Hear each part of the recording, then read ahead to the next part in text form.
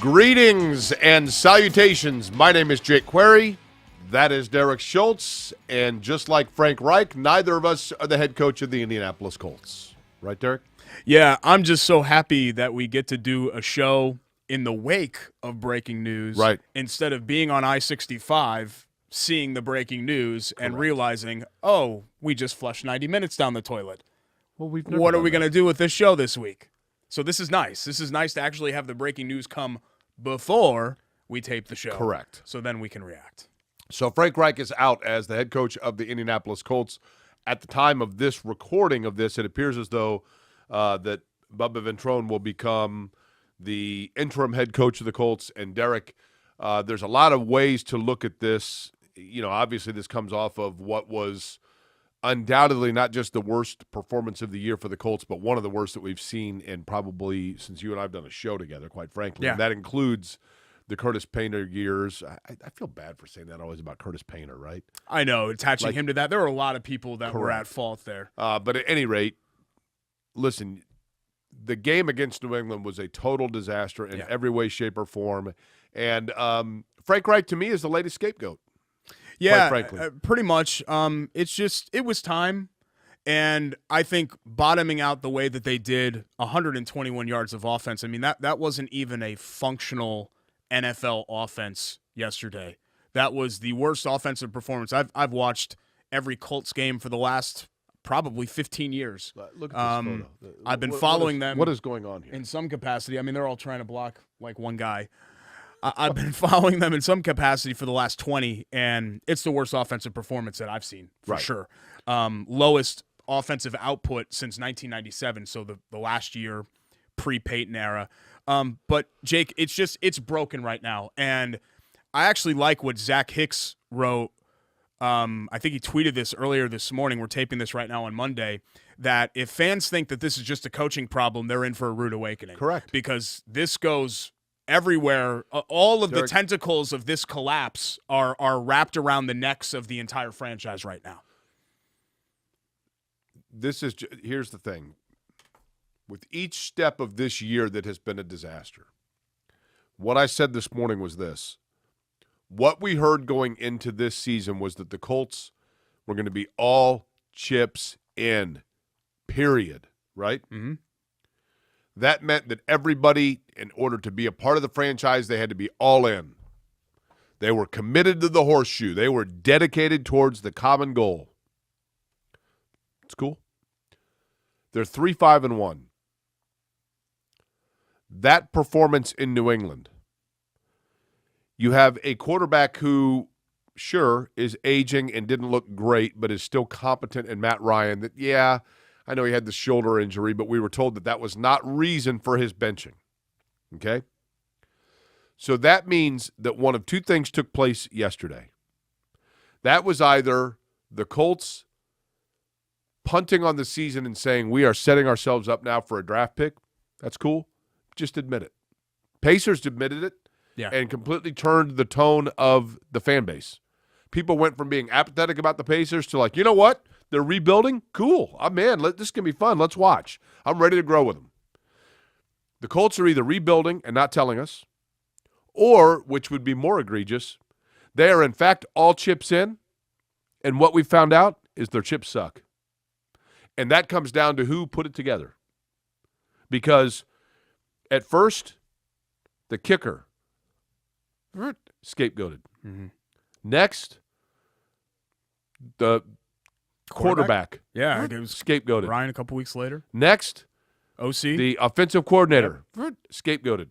Next, head coach. Scapegoated. Well, we're moving up the ladder here. Yeah.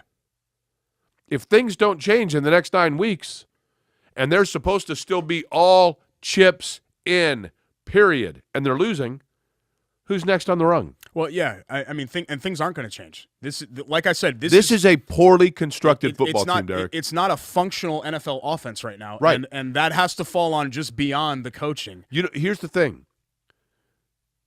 It's a non-functional offense because of the fact that their offense doesn't have time to get going. Right? Yeah, it their all goes line back to the line. Their line is a sieve. It's terrible. It's inexcusable. It's embarrassing. It also, by the way, has $20 million tied up at one guard. It has the center locked up. It has the right guard locked up. And it has a left tackle that they keep just putting like a listing on monster.com for like people to come try out. This is the area where the general manager, in my opinion, okay, just my opinion, but I don't think I'm alone. The general manager was defiant, almost smugly laughed at people that asked whether or not the offensive line would be good enough and if they should have addressed left tackle. Now, you could make the argument that the line is the victim of the fact that you have receivers that don't have separation and can't get open. Okay, well, that's another area, is it not? That everyone, my mom was like, are they going to sign a veteran wide receiver? I don't know, Mom. They don't think they need one. Everything right now that the Colts are dealing with that has caused the roof to cave in are things that everybody else was standing around in the front yard saying, your roof's leaking, and they arrogantly muted everybody. But there are some things here that, you didn't expect this to be the worst offensive line in the league, right? No, of course not. But the most important position on it has never been addressed. You getting all choked up over this? What's going on? Is that water? What do you have? We'll get this. We'll get this in post. What do you have in there? Is that just water? Sorry. I've had this cough for like 3 weeks. Yeah, everybody does. I'm fine. It's not. I will say to your. Excuse me. I feel fine. So I don't want our listeners to get worried. People send flowers and stuff and cards. I don't want them to get worried. But I just can't seem to kick it. I don't know what it is. It's like the Colts' offensive line problem. There's just something like inherently broken with my esophagus. It's another example of where you look like Rodrigo Blankenship. He can't kick it either, right? I guess so. Yeah. But, Jake, I think there are problems that we knew were problems with this Colts team, and then there are problems that are far worse than we thought would be. And I think the real mystery about where the Colts are is the regression of the core pieces of this roster. Correct. We thought Quentin Nelson was this all-world, transcendent level guard. Who thought that? He hasn't. They thought that. There are lots of people that thought that. He made all-pro teams. He's universally regarded as one of, if not the best guard in the league entering this year, and he's not playing close to that level. Ryan Kelly was a Pro Bowl player. He's not playing close to that level. Braden Smith hasn't been good in 2 years. Those are three core pieces just of one unit of your team, and which is the unit that is most to blame for where the Colts are. Kenny Moore hasn't been as good. Darius Leonard has been banged up. And, when you have great defensive tackles and a great long snapper and a great running back who is also hurt, who cares? Those aren't impact positions. So when those guys struggle and at left tackle, it's a complete house fire. Right. And you still haven't really solved. Wide receiver is starting to come on now. You typically go with dumpster fire. Is house fire worse? I don't know. Whatever. Grease fire. And anything with fire. It's on fire as we speak right now. Okay. I think a house fire is worse than when a dumpster you're not fire. And edge. That's another one. When you're not good enough at those impact positions, then everything just kind of falls apart. The foundation of this team was supposed to be the trenches, and the trenches defensively are pretty good. They are. Their line, especially in the interior of their line, is very good. But the offensive line is just a complete disaster. You and I have done a show together for how long now? Counting this? Yeah. 12 years. Okay. In that 12 years, you've made 3 or 4 pretty good points, right? Yeah. About every 4 years. Okay. I've made more than that, but go ahead. You're with like your, the Olympics. With your Every 4 years you arrive. And yeah. Say, okay. See, haha, hilarious. The best point you've made in that 12 years was at the beginning of this year. You made the point. You said the Colts put their eggs in the basket. I'm paraphrasing, of positions that don't matter. Their best players are in the positions that don't matter. When you played Little League Baseball, what position did you play? Usually left field, right, or third base coach. They didn't have me in the lineup at all. Well, but I knew all the signals, so it was actually really good because I knew double steal, for one. What's that? Hit and run. Okay. So, I still remember them all these years left later. field is the position that you put a kid that's not as good to kind of hide him a little bit. What a good arm. So okay. Part of the reason I was in left field was because I could gun people out from that were trying to take an extra base or trying to take an extra base. Your better arm, that would be right field, by the way. But my point being, left field is oftentimes where kids play that struggle a little bit. Not necessarily in my case, but yes, often, sure. In today's NFL, the areas where you mask players, where you can kind of get away with not necessarily having your best player, would be guard, left guard, running back, linebacker, right? Off ball, yeah, sure, yeah. So yeah, no, you're not wrong. It's a roster construction problem. It's a talent regression problem. It's a coaching problem. Look, you know me, Jake. I was a Frank Reich defender for a long time. The bottom fell out. I can't cape for him anymore. He deserved what he Derek, got. I think, but this is to just point this as a coaching problem is ridiculous. That team was pathetic yesterday, and they've been pathetic all year. Derek, I'm telling you, this is going to sound crazy, but I said this morning, so I apologize for being redundant. Oftentimes we talk about and question whether or not a coach has lost his locker room. I think that locker room lost their coach. I think Reich was checked out. I think he was overwhelmed. I don't want to make it sound – I don't think Frank Reich quit on the team. I'm not saying that. I think he was completely overwhelmed. He couldn't find a solution to this problem, and that's his fault. He's the coach. He has to find a solution. But how many times was he going to say, like, I got to coach him better. I got to coach him better. It was almost like he was saying, like, please, I'm begging you, please. You need to make a change. I mean, he's on right autopilot here, please. Because it's the same thing happening over and over again. So, of course, it's the same response. It's like your cough. Over and over again. Yeah, I mean, it's very similar. But look, you feel for him, Jake, because I know it's a bottom line business. The results weren't there. Look, Frank Reich, again, I'll repeat it again. Frank Reich deserved this fate. But there are other issues that the Colts still need to address. And I'm worried that this franchise is about to make the same exact mistake that they made 5 years ago. Remember, this is all Grigson's fault. Look at the personnel. Pagano's got nothing to work with. Okay, you bring Pagano back for another season. They go 4-12. Then you gas him out. And then the general manager gets to pick another. I mean, it just doesn't make sense to me why Ballard would earn another shot to pick a head coach when if the Colts struggle again next year, he's gone. And then you have a head coach that has to be inherited by the next general manager. I don't know, Derek, to me, if the Colts struggle the rest of this year, Ballard's got to be in trouble. Because the blade it goes like this, right? And he's next. Now, I want to be clear here, though. I don't think anybody disputes the fact that Frank Reich is a good human being. I don't know Frank Reich well. I've been around him peripherally. But by all accounts, he is a good person. He is a good father and a good husband, but that doesn't always mean that you are a good football coach. At the time in which he was hired, he was the right guy for the job in that moment because the Colts were amidst a situation of calamity because of the Josh McDaniels situation, and he serendipitously fell into their lap, and he was able to allow the Colts to seamlessly move forward off of what was a terribly embarrassing situation regarding their coaching hire. But over the course of time, they have, in fact, regressed.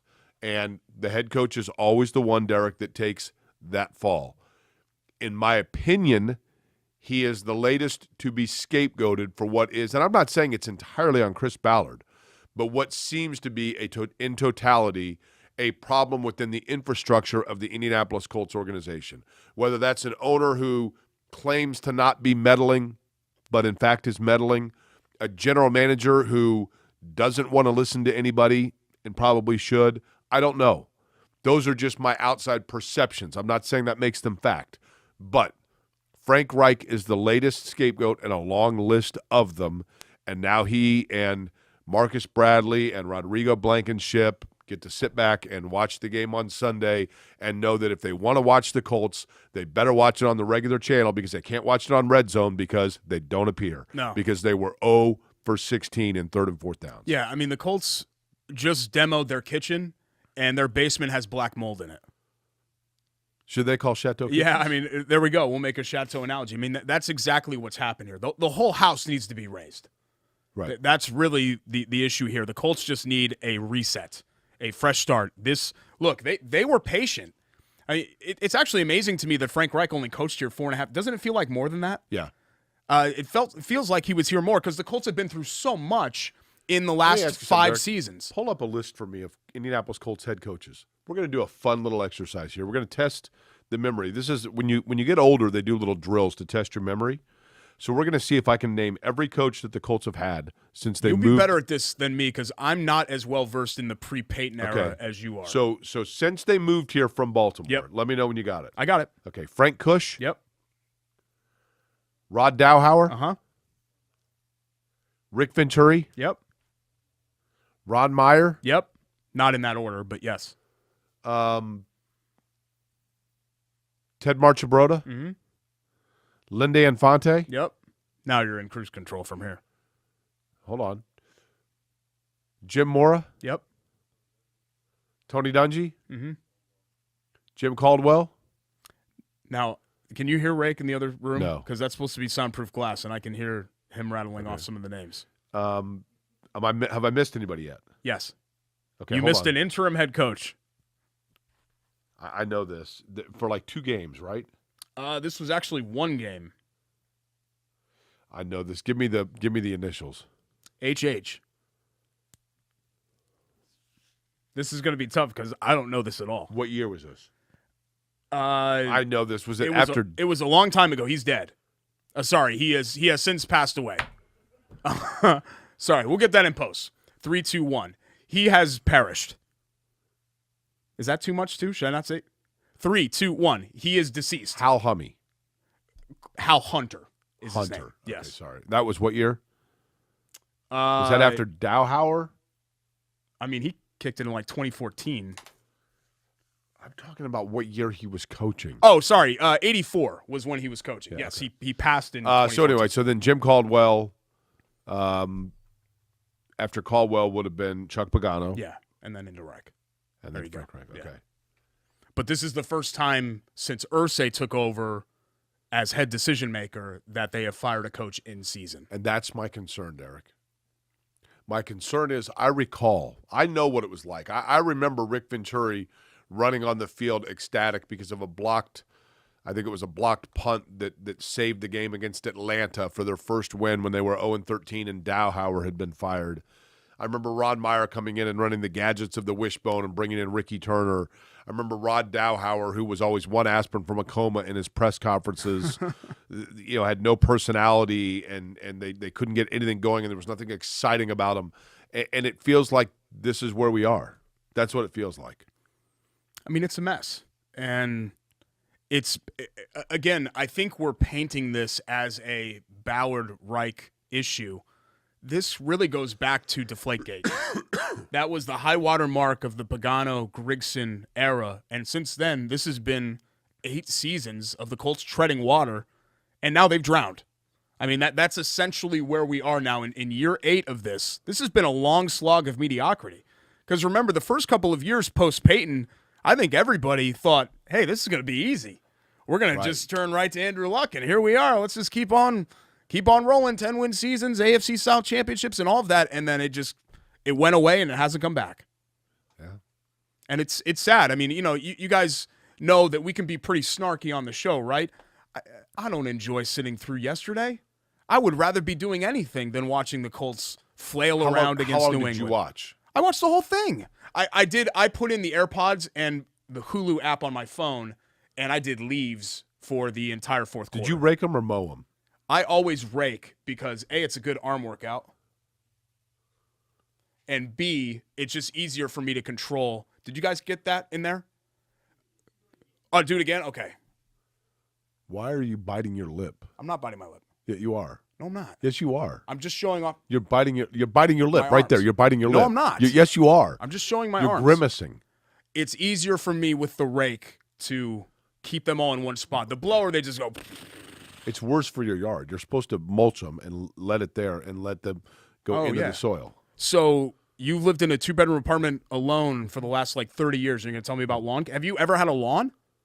I mowed lawns. Yeah, you don't know anything about lawn care, my man. Leave the dad stuff and the house stuff to me on this show. Why don't you look up, see what it says? You're going to tell me to mulch my leaves. I have 3 gigantic old trees that just dump on my lawn. You just mulch And them. you can't mulch all of them. Yes, you can. It's 3 feet of leaves, dude. Doesn't matter. It's like a shallow pool, like a kiddie pool full of I'm telling you fallen what leaves. nature says. Okay. Whatever. We've got a lot to get to today. We don't have time for shenanigans here on the show. Shenanigans? I was actually You're going to talking about lead. dead guys with I like was going to zero lead. That's compassion not, about it. Dead guy? That's not very sensitive. Okay, let's try to be a Really? little more professional here. I was going to lead Pacers. That's what I was planning to do on this show until the Frank Reich news broke. So we'll come back. We'll circle back to the Colts, obviously. And where do the they go NFL. from here? I mean, we do need to talk about that, of Derek. course. What happens? Of course. I want to talk some happy things. Blue and gold, 4-5, coming off a big win against Miami. They're back in action tonight. We're taping this on Monday. We're going to talk some Pacers when we return. Just getting started in episode 110. It's Query and Schultz here on the ISC Sports Network.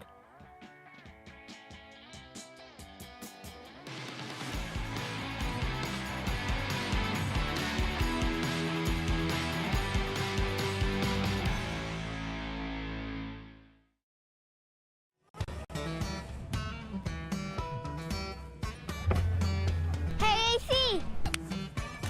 Nice snap. Mortgage is a snap! Duh! Bailey and Wood, a lending hand for Wish TV Sports. Other universities didn't fit into my life. They said I'd have to quit my job to go to school. They said it would take me 4 years to graduate. They said I have to take tests when they tell me to. They said my degree would cost a fortune. But I didn't have to listen to them. Because I have a university that listens to me. Tests on your time, courses on your time, graduate on your time. WGU, the University of You.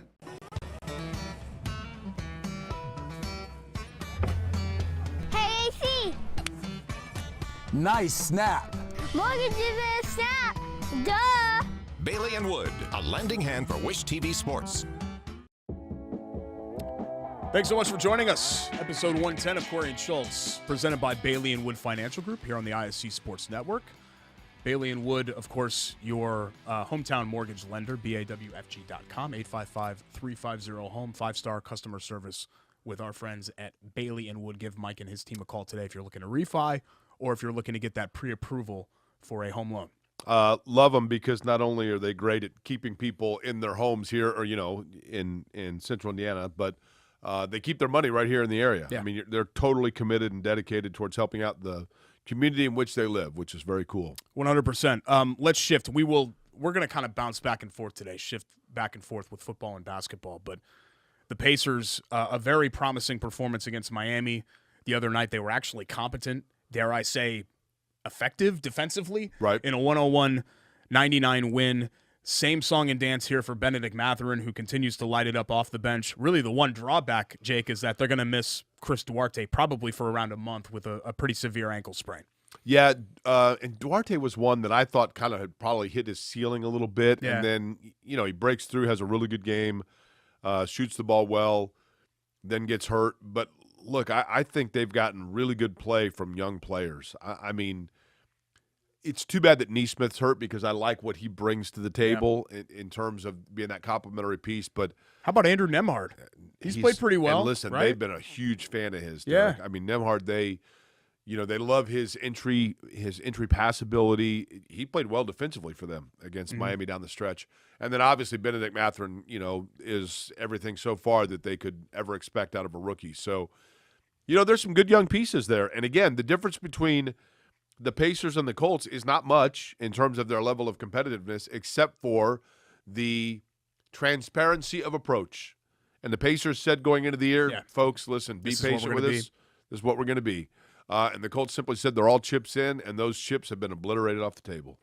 And I don't think, again, not to tread too far deeply back into the Colts right away, but I don't think the Colts were trying to blatantly lie. I think they had convinced themselves totally that was the case, that they were going to be okay. And, they had even – I had even felt kind of optimistic about Ryan and raising the floor of this offense, and instead the floor completely disappeared. But Ryan, Derek, what befuddles me is Ryan is available.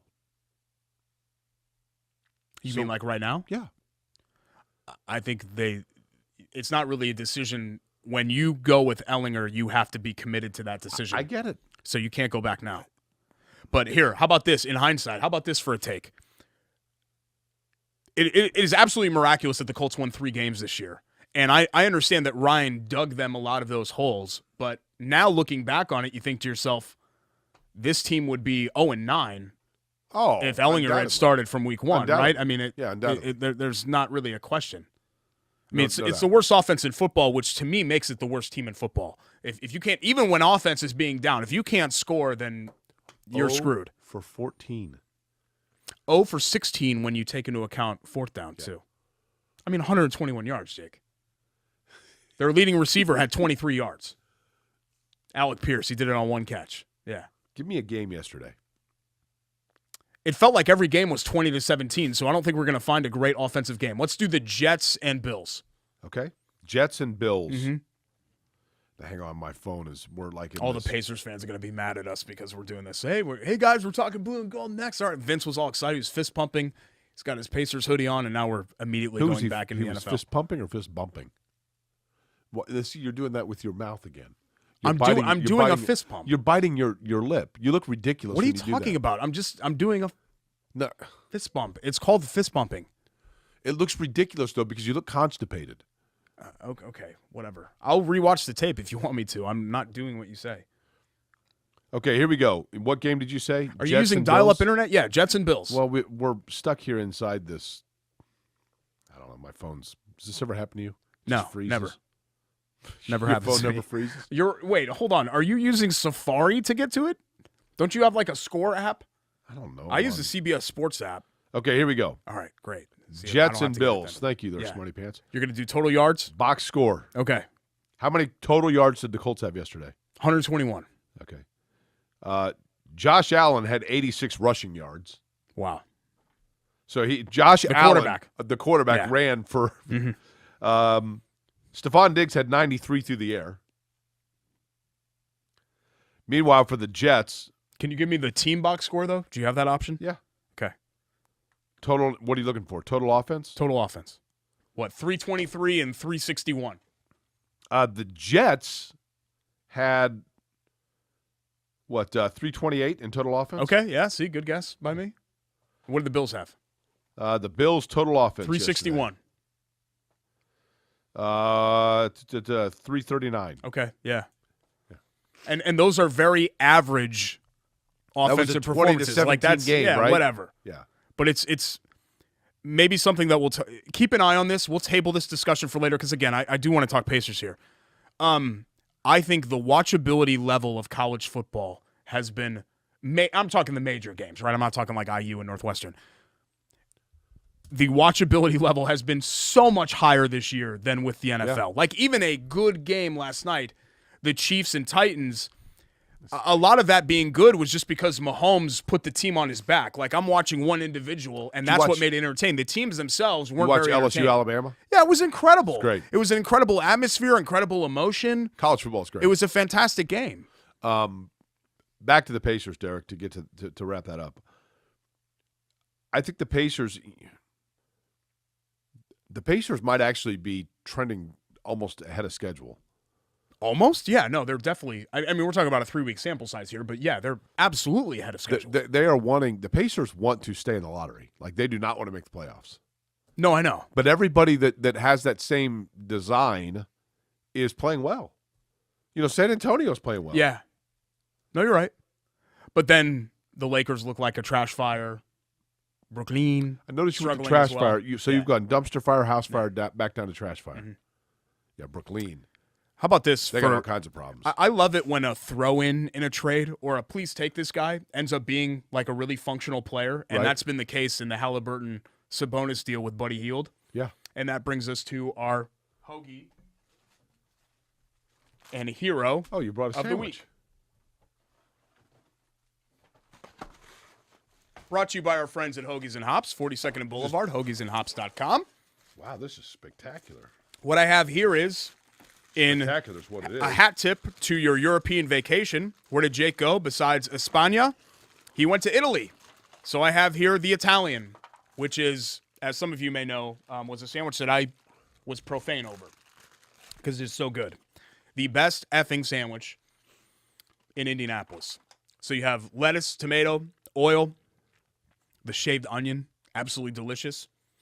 Provolone, gabagool, salami, prosciutto, and on the fresh Lysco's roll. Very good. I didn't put the oil on yours. Thank you. I love the oil. Messy, delicious. You know how they have the emoji? Now we could do this thing. I just want to do this every time I eat the Italiano. I'm waiting for you. Bellissima. You didn't swear. Very delicious. So our hero of the week, Buddy Hield. He's shooting 43% from 3. He's scoring seemingly 20 a night. Lightning in a bottle, man.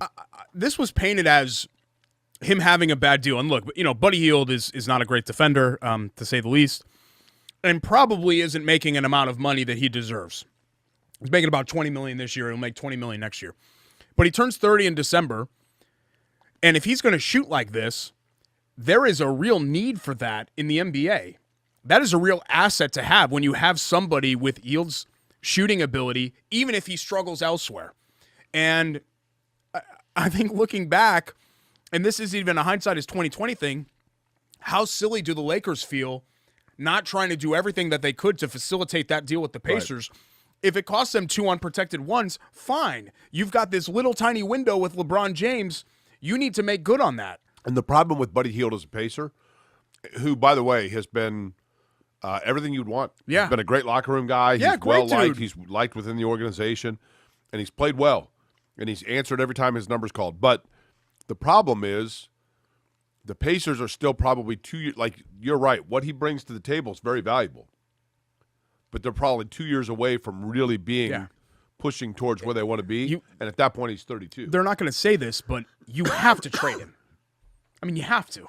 There's no point in rostering Buddy Hield on this specific team. Right. And excuse me, that's not a knock. What is going on here? We're both doing well here, aren't we? I mean, what 3, 2, 1.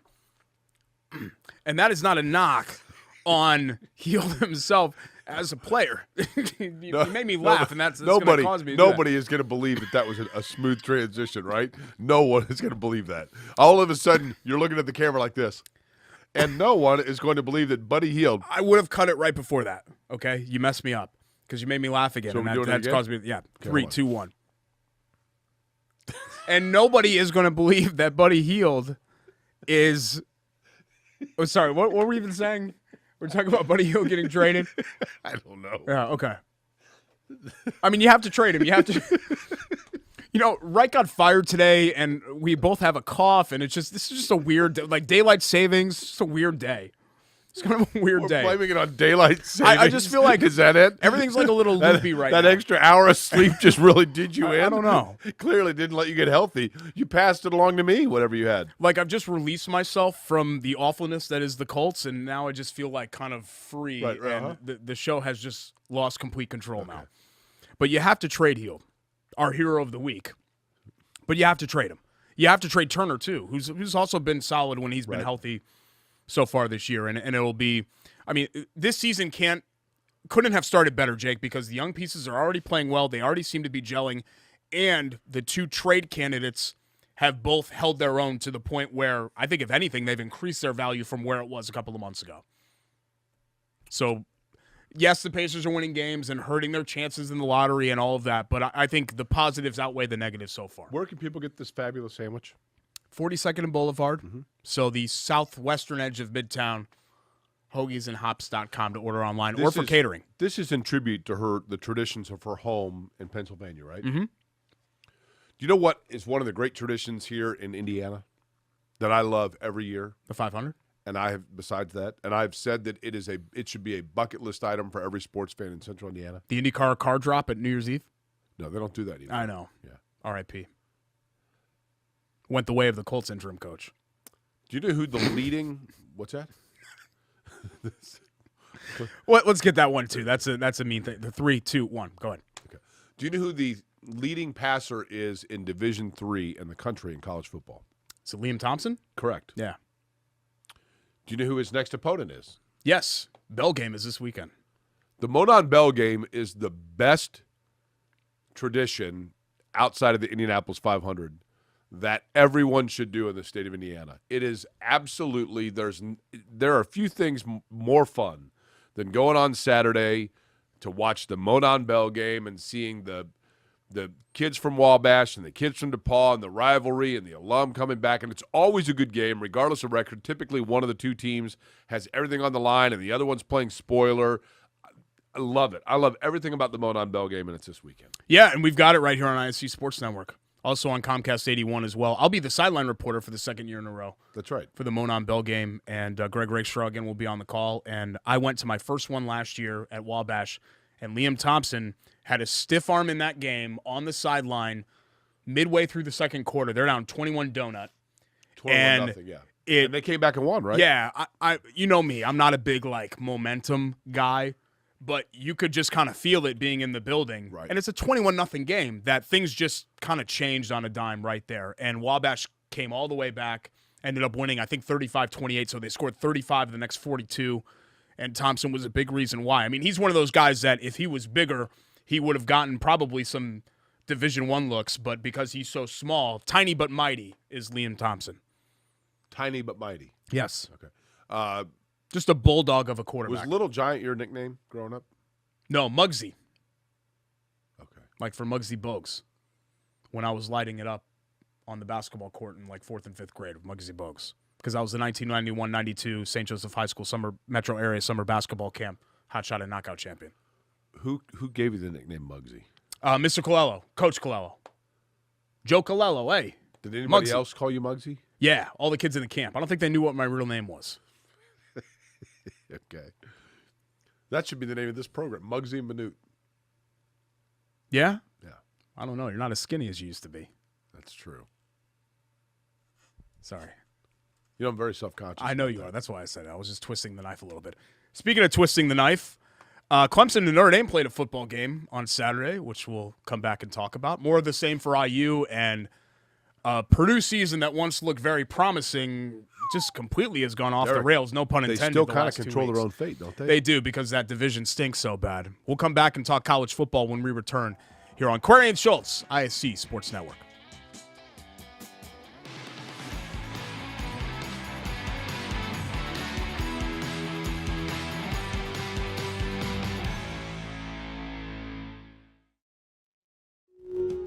Hey, I'm Jeff Saturday, and my favorite thing when I was a professional football player was Indiana. The Hoosier State always made me feel like family. That's why I trust Indiana's hometown mortgage lender, Bailey & Wood. This family-owned company not only gives back to the communities they serve, but also with their 5-star customer service, they can close on your dream home in days, not weeks. So remember, Indiana, you can always get your mortgages at a snap with Bailey & Wood. Hey, Jeff, how does this look? Yay! Not bad, bud, but let's stick to mortgages.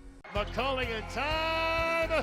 Oh, no! It's good. This one is caught. There you go. Wow, Dawson makes a great catch.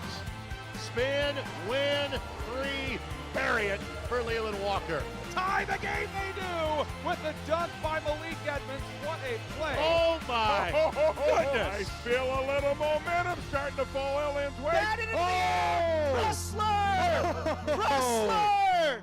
Whoa! Rolling right along here, Query and Schultz here on the IC Sports You Network. just talked about how I was supposed to take it out of the break. You just jumped right in there, didn't you? Oh, I thought you took another bite. Was that just the container closing? Is that what that was? Sorry. I thought it was. You usually do that right before we're coming back. Sorry, I go will ahead. now if you want me to. You can take it. No, it's fine. You go ahead there. College football we were going to discuss. You completely derailed me. I was going to thank Greg Rakestraw, Jordan Shue, and Vince Morales for being a great tandem Can on you the other slow side down? of the Say their names again, but studio. slow down this time. Vince, Rake, Jordan. Okay. You said it real fast, like it was one big slur. People were like, what happened to Allen? Allen is in the process of retiring. So What do you mean the process? Like, is it like Allen? Well, he's still working for us on game crews and things like that, but he is once he sells his house, he's moving to Tennessee. And, and he and his wife are retiring. Allen, by the way, who's one of the gentlemen that works behind the scenes. Allen here, Hughes, yeah. Always in a good mood. Yeah. So really bubbly always, guy. yes, always in a good mood. Always laughing, always smiling. Great guy, and he was a great addition to our team. Let's talk college football. I guess we can get this out of the way. I'm not going to rub it in. I think Clemson fans saw something like this coming, a loss coming. Maybe sure. not the way that it went. No, I mean, they've been playing with fire for a couple of games here, right? Kind of struggled with Syracuse, and you come to find out, maybe Syracuse isn't that good. They struggled with Wake. You come to find out, maybe Wake's not that good. And then really the floodgates just kind of opened against Notre Dame. Irish had a block punt TD, a pick six, and 3 offensive touchdowns. And it's kind of weird to say this because 35-14 is a 21-point margin. The game didn't even really feel that close. No, it was a blowout. You know, they were never in the game. Yeah, that was kind of like Notre Dame, Alabama from the title game in 12. Derek, the problem with Clemson, I've said before, you wonder if the whole Clemson thing's over because Dabo Swinney's been very adamant about not adapting to the direction college football's headed with NIL and the transfer portal, and no, we're going to do it our way, and the recruiting's dipped a little bit. They are still good, but they're not an elite level team. And that Notre Dame game,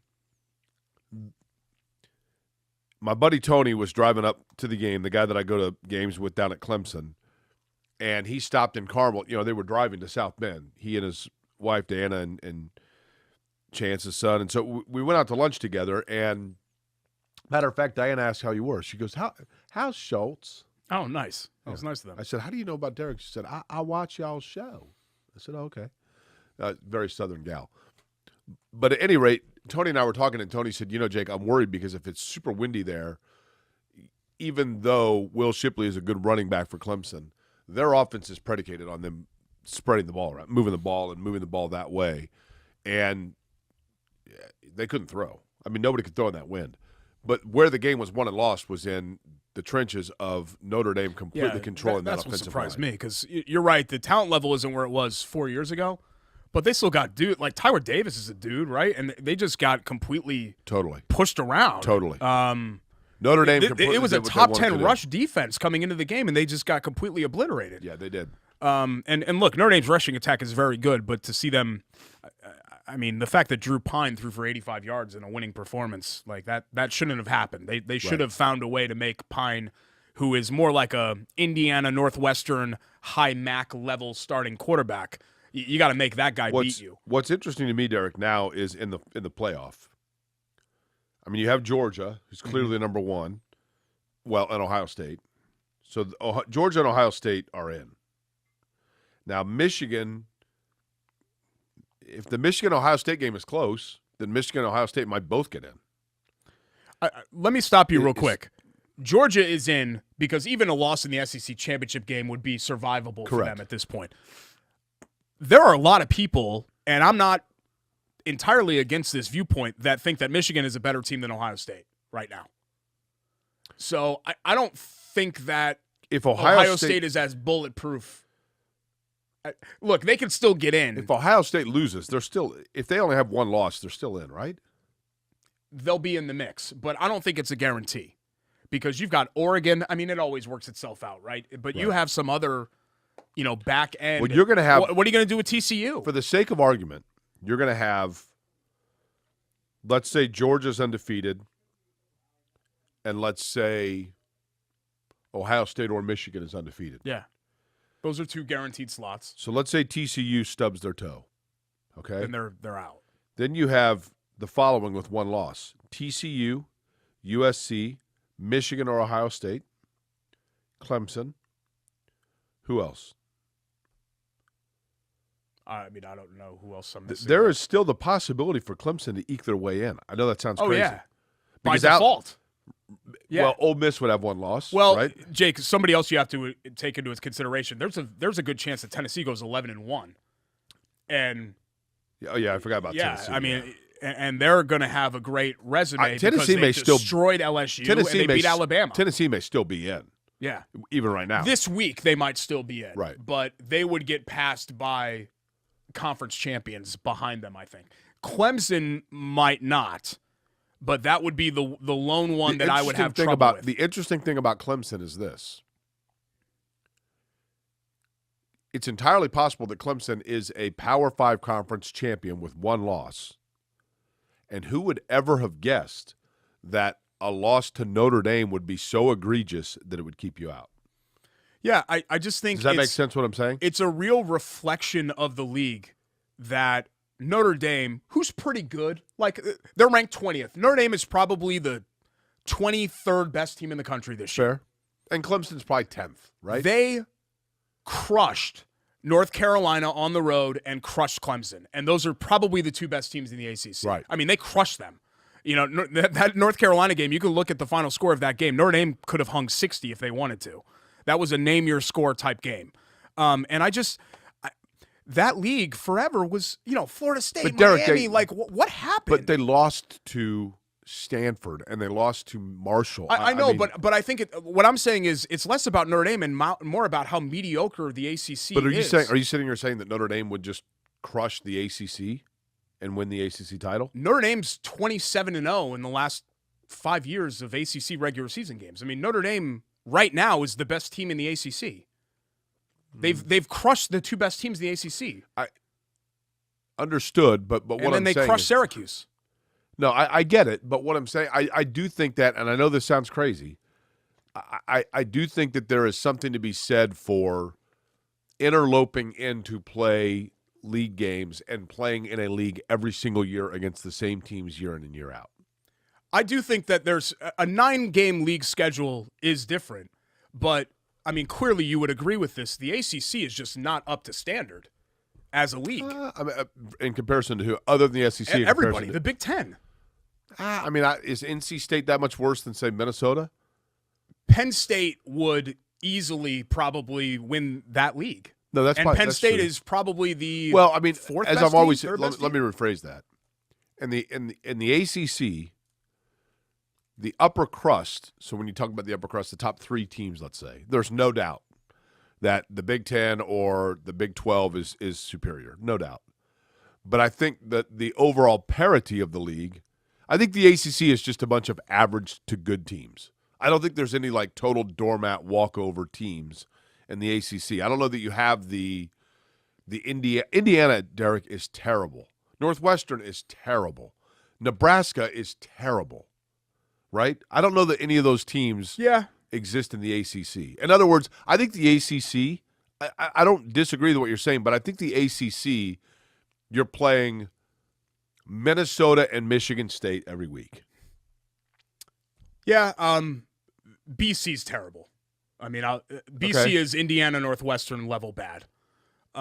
Outside of that, there aren't really those teams. But that's an anomaly year for BC for the most part, right?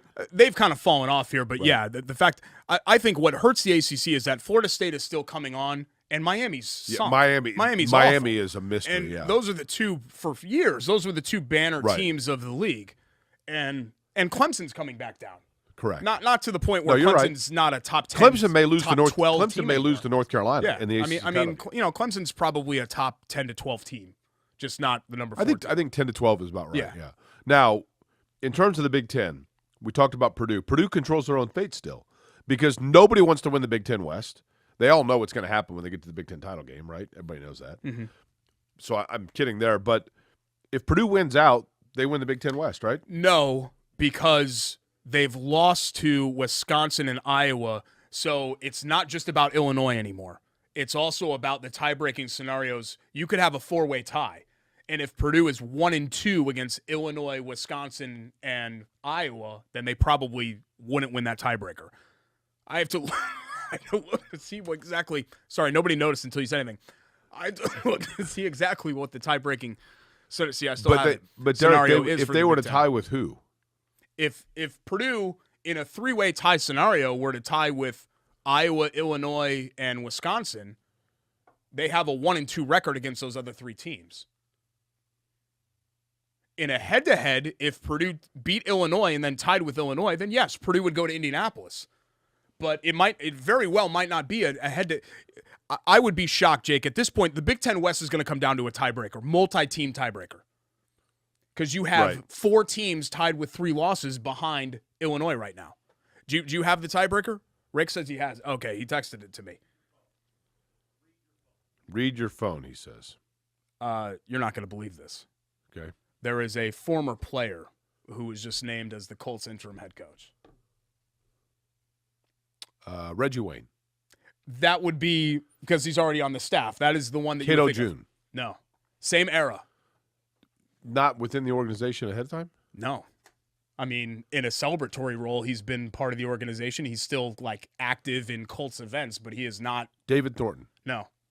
Bill Brooks. Again, I don't think you're going to be able to guess it. You want me to tell you? A guy that we both like, who we both saw like 2 months ago. Go ahead. Jeff Saturday. Really? Is the interim head coach of the Colts. That's for sure. He goes from high school coaching in Georgia, I believe, his home state. So what happens to with this? what happens with the ESPN job? I'm assuming this pays better, or maybe Irsay just called him up and begged him to do it. I mean, this is wild, and this has this has Irsay's fingerprints all over it, right? There's no way Chris Ballard would have decided that Jeff Saturday was going to be the interim head coach of this team, right? You and I both really like Jeff Saturday. I just had Jeff Saturday on our show an hour ago. I 2 hours ago. I really don't want to be like take this as a personal criticism of Jeff Saturday, but I'll just say this because it's true. It's absolutely ridiculous to think that an NFL team would tag somebody with zero coaching experience on any level above high school to be the head coach of their team. Better point is this. What does it say? It's ridiculous. What does it say about the front office of the Colts that they went outside of anybody that this front office had hired to be the interim? It says that it's the owner, because no one in the actual front office of this team would do such a thing.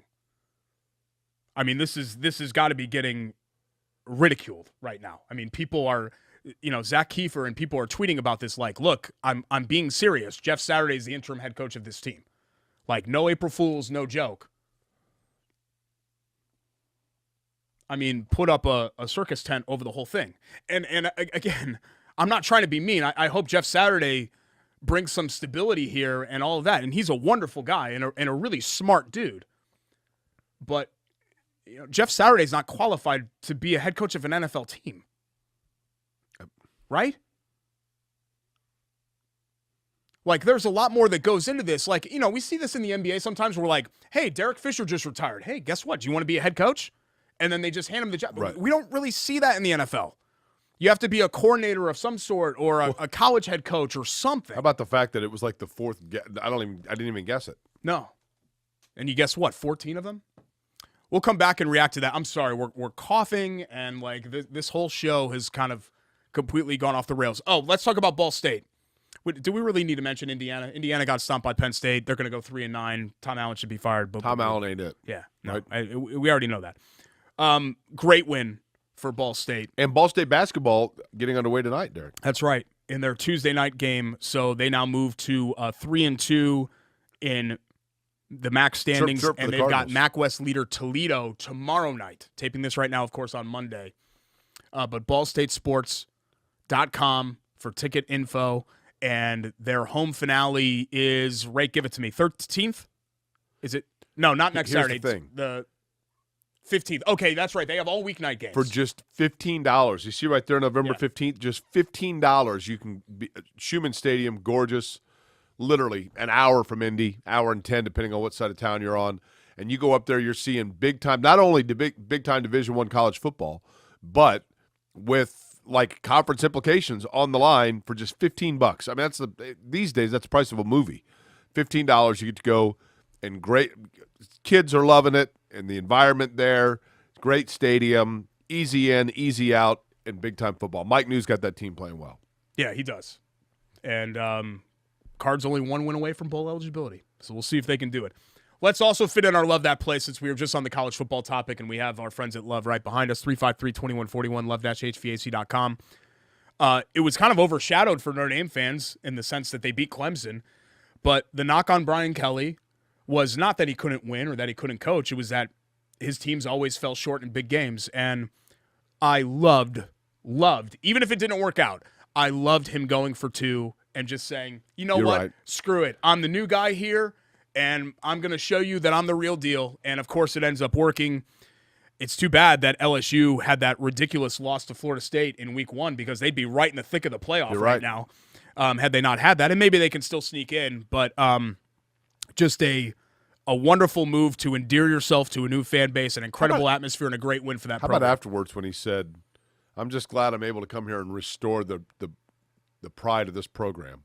They won a national title like 3 years ago. Yeah, but they kind of crashed and burned after. I get it, but I mean, it's not like it's been like downtrodden LSU fans. I mean, they still probably did LSU win a title under Nick Saban? Yeah, they shared it with USC in 2003. So have they won a title with Nick Saban, Les Miles, and Ed Orgeron? Yep. Mm-hmm. Have you been on that campus? Never. Yeah. Gorgeous. Yeah. Absolutely beautiful. I assume all of them. Oxford, Mississippi. Yeah. Athens, LSU is beautiful. I assume all those SEC campuses are really nice. Beautiful school. Yeah. Yep. That doesn't surprise me at all. So good for Brian Kelly. Not the most likable guy, but 3, 2, 1. The dude wins wherever he goes. That makes no sense. This podcast is going to be a really rough listen. If you guys are listening audio only today, that makes no sense because you said 3, 2, 1, and then you picked up after what you were saying. Sorry. Say what you want about Brian Kelly. The guy wins. He's won everywhere that he's gone. Also winners, by the way, as Derek had mentioned, Love Heating and Air Conditioning, 317-353-2141. That's love-hvac.com. Over 100 years of business right here in Central Indiana. Right now is the time to make sure your furnace is up and running and maybe have them come out and do a check for you. And as always, 24-hour on-call service when it comes to Love Heating and Air. Derek, what's next? We're going to get back into the football discussion. We've still got some more features to get to and more reaction to the Jeff Saturday news when we return. It's Query and Schultz, ISC Sports Network.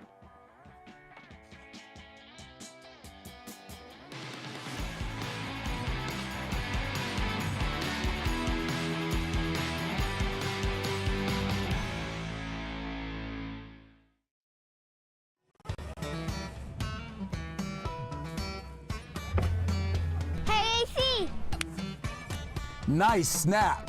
Mortgage is a snap. Duh. Bailey and Wood, a lending hand for Wish TV Sports. Other universities didn't fit into my life.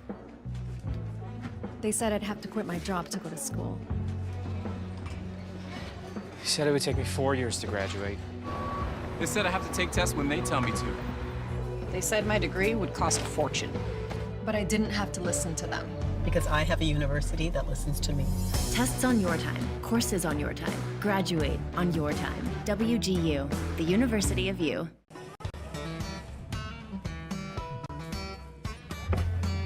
Hey, AC. Nice snap. Mortgage is a snap. Duh. Bailey and Wood, a lending hand for Wish TV Sports. Still reacting to the Jeff Saturday news here on Query and Schultz. Why would you? Okay, you got a mouthful of food. I'm sitting No, right here, just minding my own business. No, nobody can tell.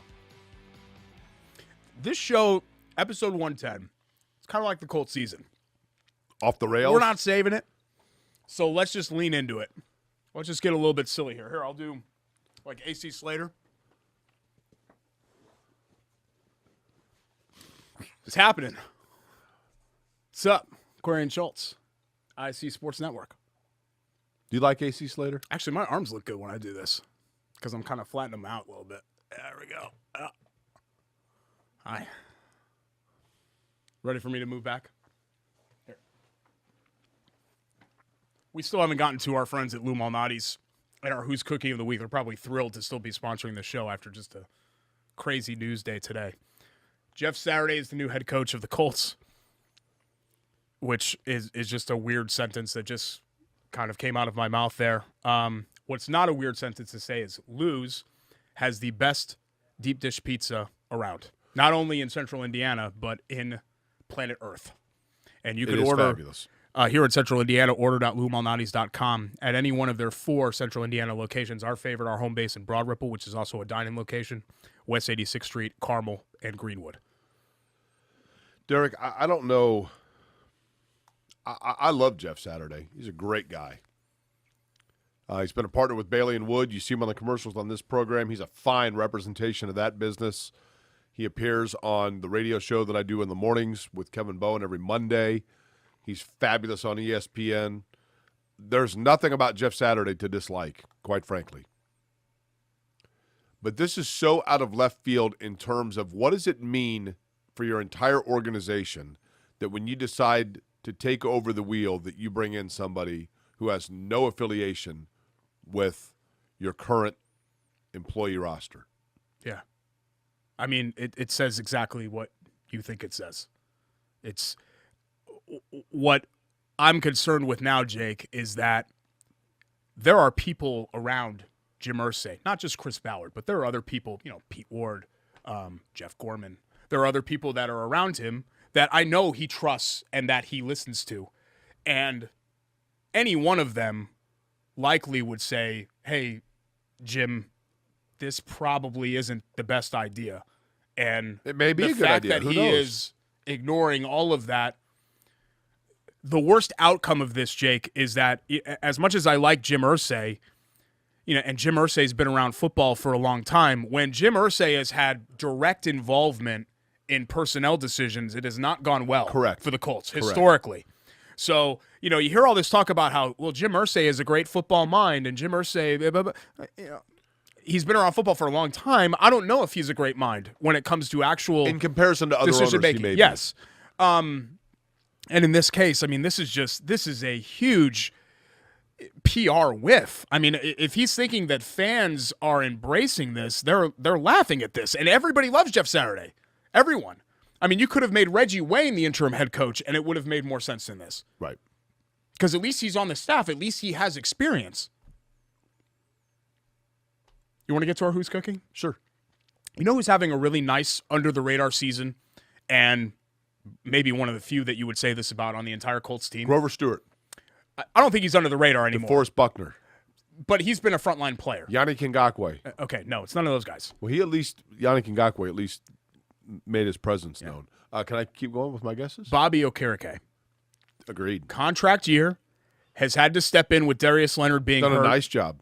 And has been a really good player. He has. I don't know if he's a future All-Pro or anything like that, but he's been a really good player. And the Colts are going to have a tough decision to make coming up later on this year, Derek, when that contract is up. As I've always said, though, like you look at Shaquille Leonard. If Bobby Okereke, if you get him for 60% what you're paying Shaquille Leonard, but you get 80% of the production. I know. That's the thing. But doesn't get the turnovers, but he's been a nice player. But the ship has sailed because you already signed Leonard to the extension. You're right.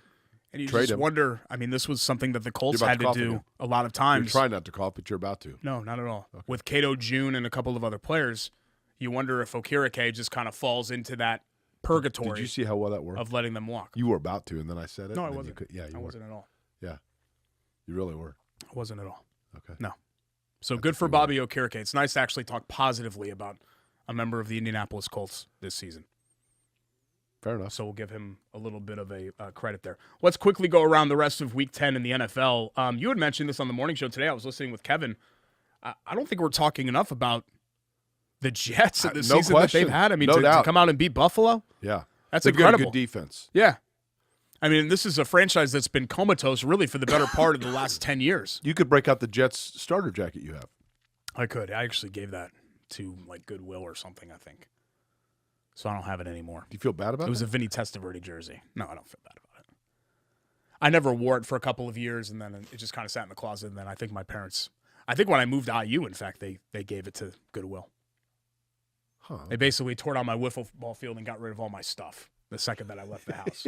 Go figure. Which was a little tough. The Titans almost got a huge win against Kansas City, but ended up falling short in overtime. But it doesn't matter because the Colts aren't going to win enough games for that division race to really matter. Division's over. Yeah. And I think the same thing keeps happening, Jake, where you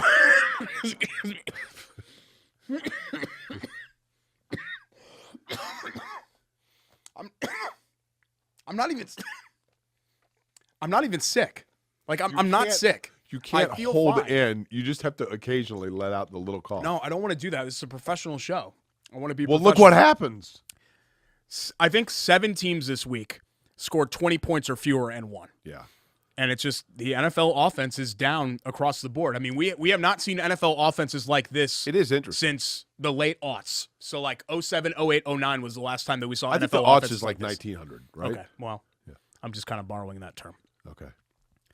But I don't think, outside of the Jets and a couple of surprise teams, the Vikings playing well, what's weird to me about the NFL this year is that as much as we say the Chiefs and Bills and all these teams are great and clearly the best, they are insanely beatable.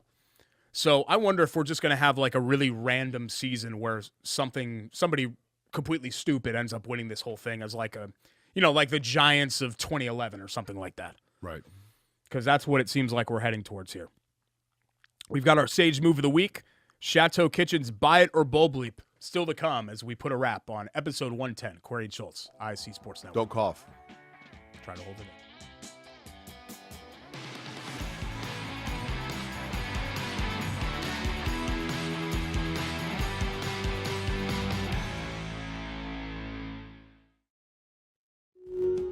Hey, I'm Jeff Saturday, and my favorite thing when I was a professional football player was Indiana. The Hoosier State always made me feel like family. That's why I trust Indiana's hometown mortgage lender, Bailey & Wood. This family-owned company not only gives back to the communities they serve, but also with their 5-star customer service, they can close on your dream home in days, not weeks. So remember, Indiana, you can always get your mortgages at a snap with Bailey & Wood. Hey, Jeff, how does this look? Yay! Not bad, bud, but let's stick to mortgages. Other universities didn't fit into my life. They said I'd have to quit my job to go to school. He said it would take me 4 years to graduate. They said I have to take tests when they tell me to. They said my degree would cost a fortune. But I didn't have to listen to them. Because I have a university that listens to me. Tests on your time, courses on your time, graduate on your time. WGU, the University of You. Kind of an interesting point here, Jake, that I hadn't thought of, but you know the Rooney Rule. You know I was supposed to take it out there, right? Oh, sorry, you were still chewing, so I thought you were okay. The Rooney Rule does not apply to an interim head coach in season. I believe that. So you don't have to go through the whole process of interviewing minority candidates and all of that. You could just name whoever you want, and look what happened. The Colts named whoever they wanted, and here it is. I mean, clearly Jeff Saturday knows the game of football, right? Yeah. And I think he knows how to handle media just from his training as a player. This is a very, very difficult situation to place somebody in who has not done anything close to repeating this job on this level. The question is, does he get say in personnel decisions? No. Can he make the change of who's starting at quarterback? I think that will be done on a group basis, which I think has always sort of been the case. I think, head coach, GM, owner work in tandem when it comes to that. Fair enough. It remains to be seen whether or not this was a sage move by Jim Irsay, Chris Ballard, and the Colts, making Jeff Saturday the interim head coach. But it is time for our Sage Move of the Week, brought to you by WGU Indiana. That's, of course, Indiana's largest online accredited university. 700,000 Hoosiers have college credits still sitting on the shelf that they have yet to go back and finish and put towards a degree. I'm one of them, for example, finishing my degree online. And listen, it takes a little bit to get kind of into the rhythm of doing the online school thing, but once you do, you work on your own schedule. Each and every week you get your assignments done, you send them in online, and there is a feeling of reward about it, no question about it. WGU, again, allows you to do that whether you are looking to finish a degree or perhaps go back to school for the very first time, maybe a work certification. WGU.edu/Indiana is your place because ambition never rests, and nor does Sage, the owl, which, of course, is the fabulous mascot for WGU. I actually mentioned this to you before we started taping today, a mutual friend of ours, and I don't know, I guess a former colleague as far as he worked in sports media, but my Sage Move of the Week is David Woods calling it a career, at least on the newspaper side of things. He's leaving the Star, taking the Gannett buyout, and moving on after 28 years. Best known as being an Olympic sports and Butler hoops writer, but he covered anything and everything in his near 3 decades of the Star.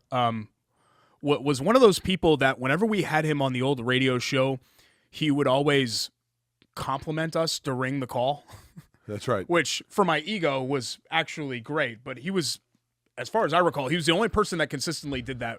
And that's not why I think he's the Sage Move of the Week. He is a fantastic journalist and a great guy. Here's the thing about David Woods at the Indianapolis Star, who, as Derek had mentioned, longtime track and field primarily, Yeah. and Olympic, swimming, covered all of the a lot of Olympics, that swimming, diving, any of the Olympic sports, not only of athletes locally that went to the Olympics, but also what was happening in the games themselves. I was just thinking about them because I was at the 1992 Olympic sites, and I thought, I bet David Woods was here.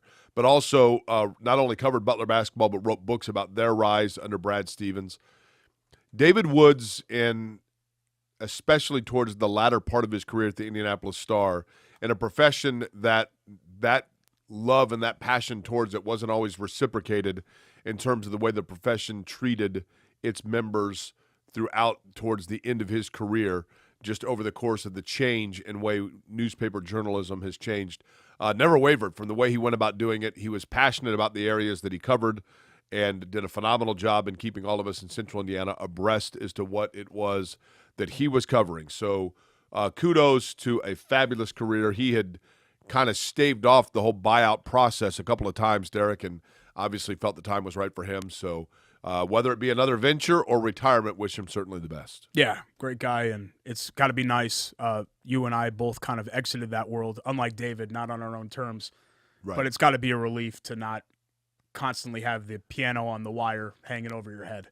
You're right. In corporate media, just in general, that's just the world that everyone is forced to live in. So I think he'll find independence strangely fulfilling, because that's how I found it. I mean, I've built Schultz Media LLC into an empire, so it's been great. Empire? Yeah. Okay.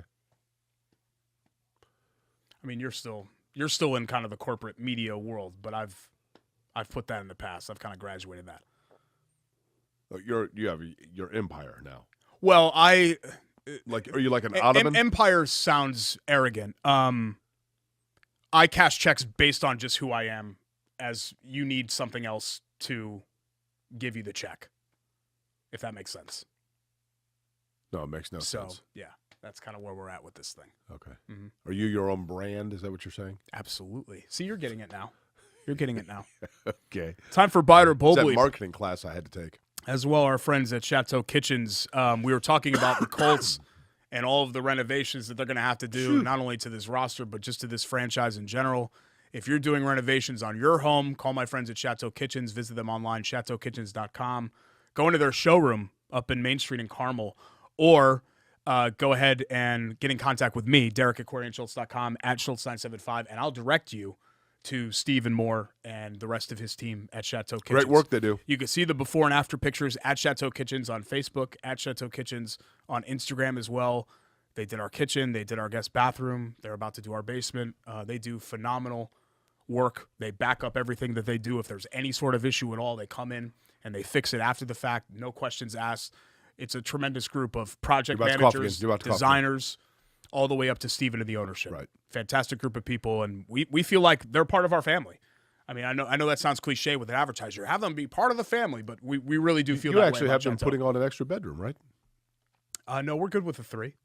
Well, I thought maybe since they're part of the family, then just move on in. Yeah. No, I mean, they can all afford their own homes. Like Ryan has a family, our project manager, and Megan just got married, and she has her own house. Okay. Steven, they like to go in the RVs and things like that. Him and his girlfriend Mallory, but they live separately. They don't need to shack up with us. But you'd let them, right? Yeah.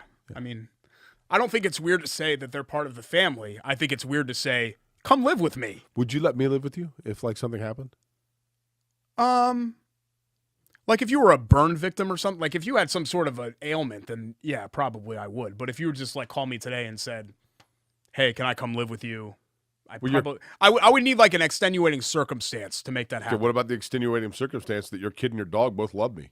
Well, I'm trying to spin it media-wise, because if like something horrible happened to you and then I let you come live with me, then I could go to Channel 4 and Wish and 59 and all of that and spin that story and then get some camera time and get something out of it. If it was just, you're broke or whatever and you have to come live with me, like I don't really get anything out of that. So I'm starting to think of it of how does this help advance the Schultz Media LLC brand? They would come out because of your gesture and then end up interviewing only me. I think you're hours would be difficult to deal with because in the Schultz household, lights are pretty much off at like 11:15. Well, I get up at 6. Yeah, that's true. So you'd wake up around when we woke up, but I do go to bed about 1. it'd just be too loud. All those YouTube news blooper reels at full volume from your laptop monitor. This wouldn't be worth it for me. Those are the best. With Chateau Kitchen's Bite or Bull Bleep, we go back and forth whether we bite or it's Bull Bleep with each statement. Bobby Okereke needs to be re-signed. Buy it or Bull Bleep? I buy it. I buy it. Also because I think it gives you flexibility if you want to do something with Shaquille Leonard. I just think it's going to be a tough call because you've already invested into Leonard as well. And you're right, but he's played well, Derek. He I mean, the best way to say it is he merits that. I'll say this. Looking at their free agent situation, he would be the number one guy, I would think, with where we sit today about halfway through the season. So, yeah, I would like the Colts to explore every avenue to see if Okereke can't be back because he's just a nice, solid player. Statement 2, I hope this isn't the case, Jake, because it probably wouldn't be great for the long-term side of things. Pacers will make the play-in round. Buy it or Bull Bleep?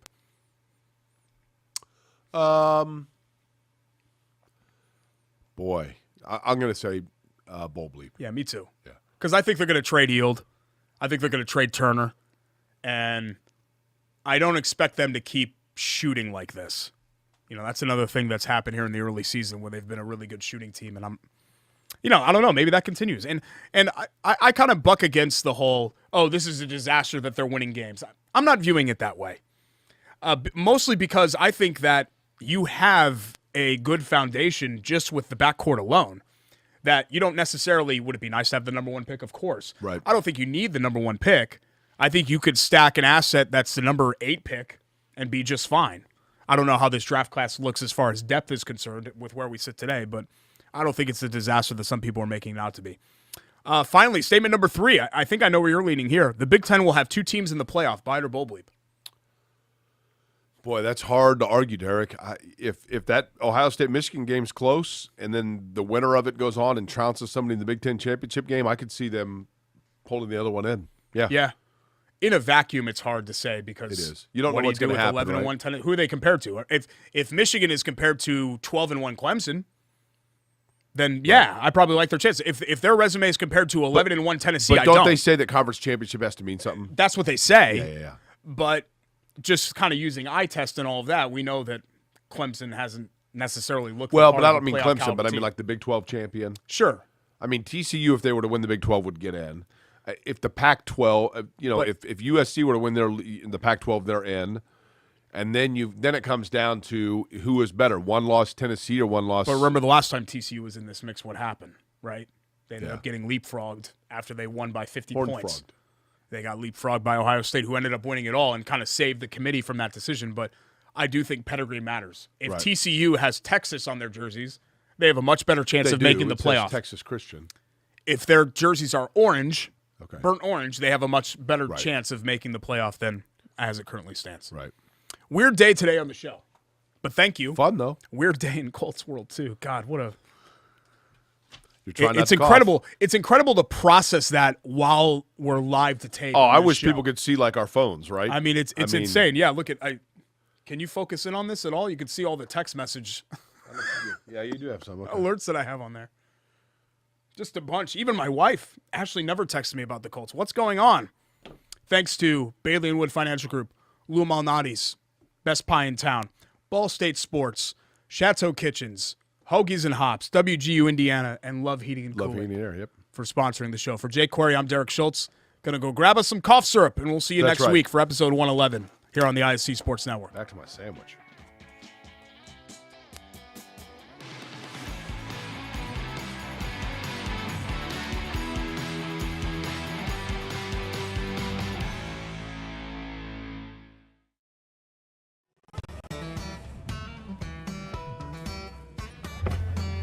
Hey, AC! Nice snap. Mortgage is a snap. Duh! Bailey & Wood, a lending hand for Wish TV Sports. Other universities didn't fit into my life. They said I'd have to quit my job to go to school. They said it would take me 4 years to graduate. They said I have to take tests when they tell me to. They said my degree would cost a fortune. But I didn't have to listen to them. Because I have a university that listens to me. Tests on your time, courses on your time. Graduate on your time. WGU, the University of You.